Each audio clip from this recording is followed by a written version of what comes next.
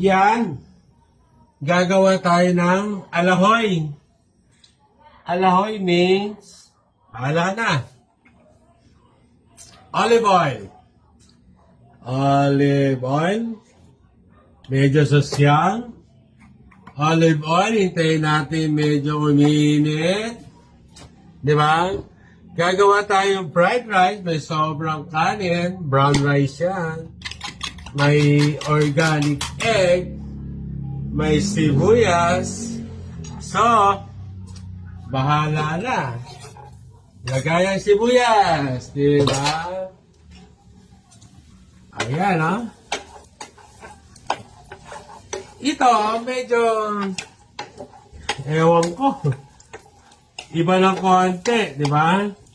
Nilagay natin ang sibuyas sa olive oil. Ano yun ang natitira kong ingredients dito? Bagoong pusa. Lagay natin ang natitirang bagoong. Di ba? Tapon. So, ayan. Bisa natin yung bagoong sa olive oil. Sarap. Ang bango. Pare! It's so bango. Diba? Ngayon, nagisa na. Konting gisa lang, diba? Mga kapatid, ang bango na ng bagoong sa sibuyas at olive oil. Anong ilalagay natin sunod? Yung brown rice. Sasayag lang natin yan. Diba? Tapos let's see kung masarap with Japanese mayo. Diba? Bagoong rice with egg and Japanese mayo. Ewan ko kung ano lasa nito. Ginagawa ko. Pero mukhang mabango, masarap. Diba? At ang buhay, experiment ka lang. Tingnan mo kung ano pwede, kung ano ubra, kung saan bango. Tara, it's so bango. Diba? Ayan na.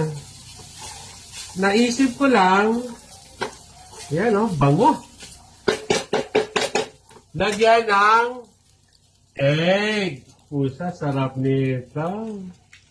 Ay, sauce. Diba? Tapos lagyan natin mamaya ng Japanese mayo. Sarap nito. Hindi ko alam ano lasa nito, pero mukhang okay. Ang bango eh, oh. Diba? Mamaya, papakita ko sa inyo pagkatapos nito kung anong lasa. So, sibuyas, bagoong, with brown rice, with Japanese mayo. Sarap nito. Sarap. Bango.